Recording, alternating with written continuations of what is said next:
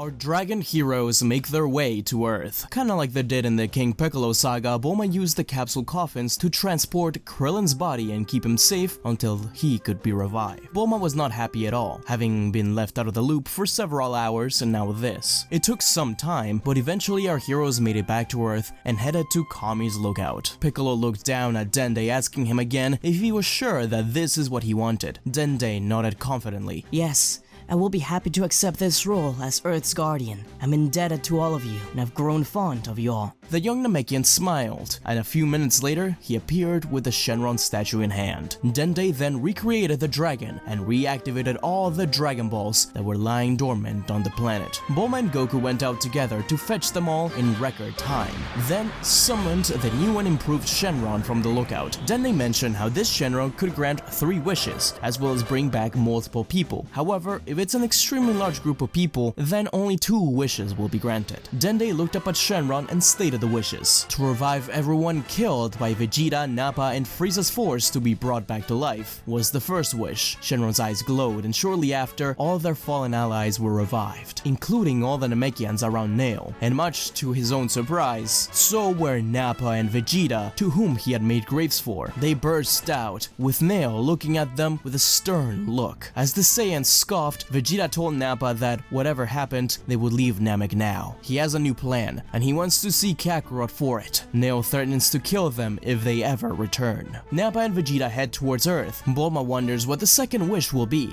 looking at Goku and asking if maybe he could wish to be normal again. Goku thinks about it but shakes his head, saying, "No, this is the power that saved us. Whether I like it or not, Jiro's cybernetics allowed me to defeat Frieza easily." Goku thinks about it, and he wishes to see his quote-unquote mother, Vami. However, Shenron says that this wish cannot be granted, as Vami cannot be moved. Goku is confused and worried, but that will be for later. Remember guys, in this story, Vami was very much involved in Goku's creation as an android, but disappeared soon after raising concerns to Dr. Gero about Goku. Goku realized that Namek is in danger in case Frieza's army returns, so they instead wish to move Namek's location to somewhere else in the galaxy. Shenron's eyes glowed a final time as he grants their wish, before the Dragon Balls scatter off around the Earth once more. After this all is settled, Goku finally returns back home, hoping to find Chi-Chi there, and to his delight, he does. The two reunite in a heartfelt embrace, and Goku apologizes for not being there when she was revived. Chi-Chi reassured that it's fine, she's happy to finally have him back. However, Goku notices that there's something strange about her energy in particular. He decided not to pay any attention to it as to not ruin the moment,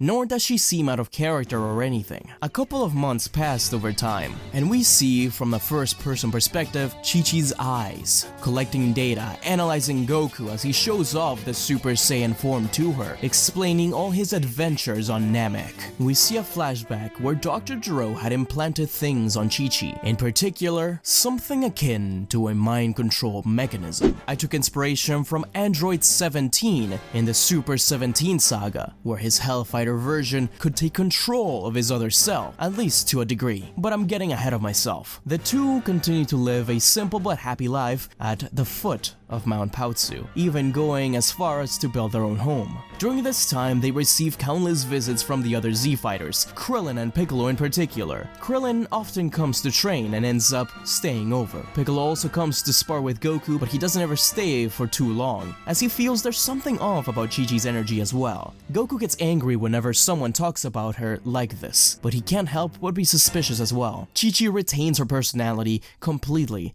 and is in control of herself for the time being. Unbeknownst to our heroes, some of Frieza's forces remained on planet Namek after the battle, and were able to retrieve an extremely battle-damaged Frieza. Using their superior medical technology, they eventually restored him. Nappa and Vegeta eventually arrive on Earth, surprising Goku. He asks what the hell they're doing there, and wants them to explain themselves. But Nappa and Vegeta explain that they're not here to cause any harm yet. They just want to find out how Earth is able to produce such powerful warriors. As long as they don't cause any trouble, Goku is is fine with them staying, and they stay at Capsule Corp in their training facilities. Goku can't believe he didn't think about Vegeta being revived when he made the wish, so he makes it his responsibility to make sure he doesn't cause any trouble. Vegeta is able to unlock Super Saiyan during intense training in Bulma's gravity chamber over time, and eventually something wonderful happens, as everyone is happy to find out that Chi-Chi is pregnant. Bulma congratulates them both. Even more months pass by,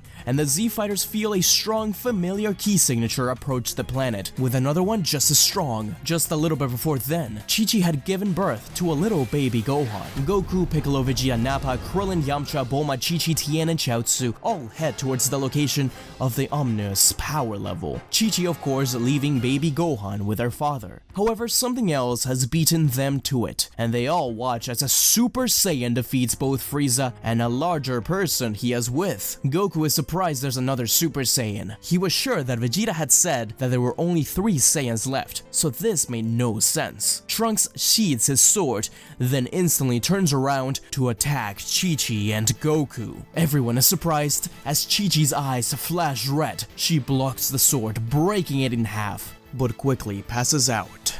Trunks blasts the two, but Goku absorbs the attack with ease. Goku warns Trunks that he'll kill him for that, but this Trunks is angry and bloodlusted and continues to attack. Even so, it's clear that Goku is very strong. Trunks finally gives up the assault, spitting on the ground and saying that he doesn't have time nor the heart to kill his master's father. Goku is confused, but promises not to kill him if he explains. Trunks takes Goku aside and begins to explain how in the future, Goku and Chi-Chi become corrupt and evil, then begin to take over Earth and destroy each human one by one.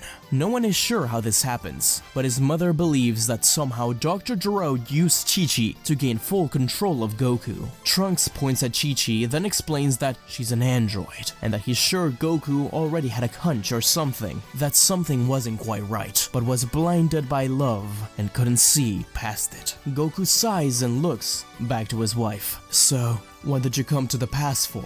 Is there some plan you had in mind? Anything we can do? Well, I'm not particularly fond of the idea that I have to kill you both, so preventing you from turning evil is our best bet. You need to keep your guard up around Chi-Chi. I'm also here to advise you to locate the blueprints for you both. If you find them, please take them to Bulma so she can operate on you. If you do that, then my future should change too, hopefully. Anyway, that's everything I need to say. Don't let Chi-Chi know any of this, and if things don't change in my future, then I'll return here in months' time. Until then, Son Goku, please, do as I say. And with that, future Trunks returned to his time machine and left. Goku turned to face everyone and was soon bombarded with questions. He knew he couldn't reveal anything to Chi-Chi, so he only explained how there's danger incoming in the future. Piccolo had luckily overheard everything that happened and told the rest to the Z-Fighters once Goku and Chi-Chi had left, telling them that in the future Goku returns to Gero's side and both him and Chi-Chi cause havoc. So in order to prevent this, they need to find Gero and the blueprints. Goku feels guilty knowing all of this information, but is unable to tell Chi-Chi. She was the first person to befriend him, and the two of them had amazing trust, so to lie to her face like this is eating away at his insides. The next day, the group began to search. Goku leads them to some of Gero's past laboratories, but is unable to find any blueprints nor locate to Dr. Gero. They continue to search over the coming months, hoping that the boy from the future ends up returning, because they're not sure what else to do to prevent this. Chi-Chi is of course excluded from this search. This causes Gero to become suspicious, though he can't risk revealing anything of his plan just yet, but he suspects that they may be onto him, and activates Chi-Chi's defenses in case they try anything. The gang go out and collect the Dragon Balls to simply wish for the androids to become human. Goku still doesn't want to be a human himself, but it's to protect everyone else from a horrific future. Shenron tells them that he cannot make this wish. Bulma is surprised that a wish like this isn't within the power of Shenron, but they decide on another wish, to wish for the android schematics. They cannot think of anything else, with 2 wishes remaining. Jokingly, Vegeta says that if no one makes a wish, then he will. Piccolo immediately tells Shenron to go away for the time being. And remember, Just like in the original story, if no other 2 wishes are made, then Shenron can be brought back earlier than usual. So the Dragon Ball spread for now. Bulma tells Goku that now that they have the blueprints, Trunks should not have to show up the next day, since that will be the time he's set to return. If he does indeed return, it means that it's either multiverse theory or they were severely messed up. Bulma has the schematics, so she and Goku must confront Chi-Chi, which is very hard for them both. They tell her that she's an android, and she is understandably devastated and has no memory of all of this. And Goku reassures her that they'll help her, but right now, she needs to be looked over by Bulma. Chi-Chi agrees, and Bulma begins operating on her. As soon as she does, however, a defense mechanism kicks in, and immediately her eyes turn red as Dr. Gero's programming takes control. Chi-Chi fires some red lasers from her eyes, which would have hit Bulma if it wasn't for Goku pushing her out of the way. Chi-Chi gets up and glares at Goku before rushing at him. The two clash and begin to wreck the lab, causing a commotion that soon attracts Vegeta. Vegeta bursts into the room, powering into a Super Saiyan and blasting at Chi-Chi. He then shouts at Bulma to get to safety. Goku tells Vegeta to watch out, to not attack Chi-Chi. The group lead Chi-Chi to a wasteland to avoid harm to the city and the people there. Nappa follows after as well, as Piccolo and the other Z fighters also pick up on Vegeta's spike in energy and sense that he's fighting someone. They assume the worst and all head over there. Dr. Gero is extremely annoyed that this happened so early, as he wasn't quite done with his newest creation. But oh well, it shouldn't be long until Goku is under his control again. He decides to act now and activates Android 19, and the two head off to Chi-Chi's location, leaving his newest creation in the lab. Dr. Gero and 19 arrive first, and as soon as Goku lays eyes on Gero, he abandons his fight with Chi-Chi and flies straight towards the doctor, completely overwhelmed by anger. How dare you mess with my family? Chi-Chi sets her sights on Vegeta, and Android 19 begins fighting Nappa, who just arrived. All of the Saiyans are at a huge disadvantage against the androids. It's at this time that Trunks returns, accompanied by a cloaked figure as well. It's been some time since Trunks last arrived. He had a very bad feeling, which is why he was accompanied. He hoped his intuition was wrong, however. They can sense a large power level in the distance and decide to head there. Trunks and the hooded figure recognize Gero but have no idea who that other android is. Everyone can see Chi-Chi isn't herself, and that even Vegeta, who's a Super Saiyan, is struggling against these new androids. Chi-Chi and the rest of the androids jump back, assessing the situation. The Saiyans catch their breaths. Dr. Gero looks at Goku, then at Chi-Chi. It should take effect soon. Goku looked back at them, confused at what they were talking about. Suddenly, Goku's chest began to hurt, and he began to gasp for air. Vegeta and Nappa both looked at him in confusion. Krillin, Yamcha, Tien had no idea either. Dr. Gero stepped forward with a smirk on his face. You've been affected by something you laymen may know as a computer virus. It's more complicated than that, but it was kindly given to you by your beloved. And soon enough, you'll be completely under my control. Piccolo doesn't know what to make of this, and instead of standing around, he sets his sights on the fat android. Piccolo and 19 begin to fight. This time it looks as though the android is losing. Vegeta and Nappa get impatient and decide to try their luck again. This time Vegeta takes on Gero while Nappa takes on Chi-Chi. Krillin, Yamcha and Tien then rush over to Goku's side, asking if he's okay, and for him to fight against whatever it is that Gero is trying to do. Goku tells them to get away before it's too late, as Krillin watches his best friend's eye turn from the usual black to a hellish red. He takes a step back. Krillin gasps, saying, Goku? Vegeta flies towards the doctor and begins beating on him continuously. He flips back and fires a Gallic gun, which blasts his arm clean off. Gero jumps back, holding his injured arm. 19, 15, take care of them for me. Piccolo smirked. I don't think your mime will be taking care of anyone. Piccolo jumped as he blasts several small ki blasts into the air, surrounding the android. Then, with no hesitation, aimed all of them down at 19. How do you like my new Hell Zone grenade? Only a few bolts remained of the android. Looks like he's speechless. Piccolo and Vegeta both closed in on Jiro when suddenly Goku dashed in between the two.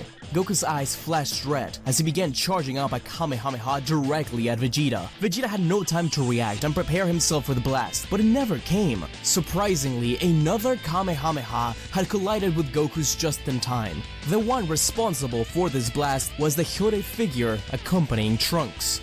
Goku immediately set his sights on this new warrior and dashed towards him in an instant. The cloaked warrior expected this, and they clashed head-on. The force of their strike and ki caused his cloak to rip upon impact, revealing a young teenager with jet black hair and eyes, as well as a mechanical right arm. Goku can't help but feel like he's met this guy before, and during their struggle asks, "Who are you?" The mystery fighter notices that Goku's guard drops ever so slightly and uses the opportunity to blast Goku with his free hand and then flies backwards. "We need to get out of here, now!" He then unleashes a powerful solar flare and the Z-fighters do as he asks, retreating from the battlefield, knowing that none of them stand a chance against Goku, Chi-Chi, and the Doctor together.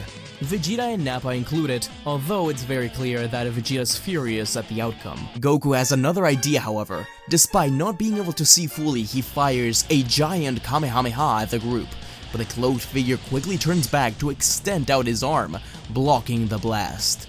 Piccolo and Krillin think that he's crazy, it's going to kill him, but the entire blast is consumed by the mystery figure's hand, leaving Jiro and the others completely flabbergasted and giving the Z-Warriors a chance to escape. Chi-Chi runs up to Goku's side. Goku is frustrated but agrees. After all, they can chase them down and kill them whenever they want. Goku and Chi-Chi then accompany Jiro back to his current laboratory. In the meantime, the Z-Fighters head off to Kami's lookout to think through their next move. During their flight to the lookout, Krillin receives a call from Bulma, telling them all about how someone contacted Capsule Corp about a strange machine abandoned in a field, and it's the sign being very similar to the time machine Trunks arrived in. Trunks dismisses it at first, but Bulma insists that they look at the ship, and the other future fighter urges him to go check it out. Trunks leaves the group and heads to the location Bulma told him to investigate. Bulma's taking care of baby Gohan, as he was at Capsule Corp when Chi-Chi was about to have her operation. Once Trunks arrives, he inspects the ship, completely confused about how this is even possible. Trunks jumps up to check the inside and finds a weird spiky egg thing. He hands it to Bulma, who also has no idea what it could be. Her final verdict is that it seems to be an egg of some sort, or maybe a mutant coconut. The only thing they could make sense of was the hole blasted on the roof, having come from the inside. He walks over to the side and rubs off a section of moss, revealing the words hope. Trunks takes a step back. How could this be? This isn't making any sense at all. With the state of the time machine, whatever came from here had to be long gone by now. Just to make sure, they walk around the area, looking to find anything suspicious, and finding a discarded cicada shell. It was huge. The two of them feel uneasy about this, and take the ship back to the lookout, where they explain everything. No one is sure what to make of this right now, but they keep it in the back of their minds. Maybe it'll come into play later. Now that the hooded figure's cloak has been destroyed, curiosity gets the better of everyone. They also don't know who Trunks is quite yet. Piccolo turns to face the mysterious youth and asks who he is. It's at this point that Trunks reveals his identity as well, saying that he's the child of Bulma and Vegeta. The two of them flush in embarrassment, with Bulma shouting at him, telling him that it's not fair for him to steal the big reveal. The group laugh, and then Bulma points at the other guy, telling them to reveal who he was. He merely points at the small child in Bulma's arms. "I'm the son of Goku and Chi-Chi. My name is Son Gohan." The small baby Gohan, currently in Bulma's arms, looks at his counterpart in confusion. But it's obvious now that he's an android. How could they ever trust him? Goku and Chi-Chi both turned. Gohan says that he knows they have many questions, but he will explain in due time. They have larger fish to fry. Piccolo insists, and Gohan sighs. He explains that in the future, once Jiro knew that Chi-Chi and Goku had a son, he knew this would be his chance to create one of his greatest androids. Just like his father, he was subjected to a variety of tests and ultimately transformed into a cyborg, but he was able to break free from the brainwashing by Jiro, similarly to how Goku did at a young age. Jiro didn't have as much influence on him. He had a feeling this could be because he was a hybrid and his rage, giving him the strength to do it. After breaking out of Jiro's lab as a child, he then found Trunks and fought back against his parents.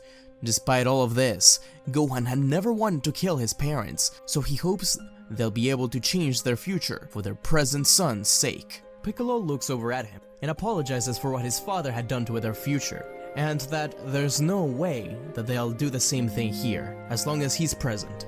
Gohan looks up at Piccolo. I hope so. The stories I've heard about my father sound amazing. I just want to be able to witness some of his kindness myself. Krillin trusts Gohan as he saved them, but the other Z fighters aren't as sure. But from the shadows, an evil being stalks. The terrifying bio-android Cell has arrived from a future. Will our heroes free Goku and Chi-Chi from the control of the evil Dr. Gero? Find out next time on What If Goku Was Turned into an Android.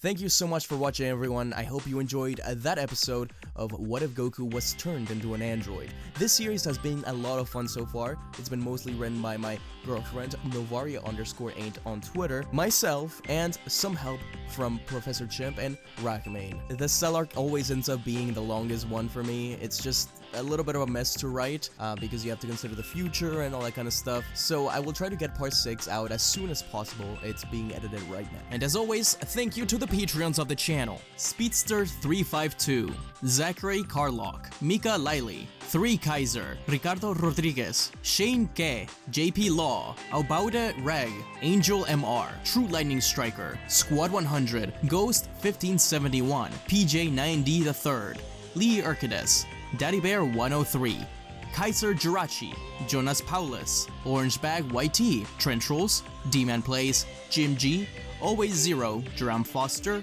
D Miles, The Gaming Galaxy, Dakota Kaiser, Salil Paranjape, Keith Grimes, Celestia, Dreadpool, Phil J. Akir, and Samuel Randall.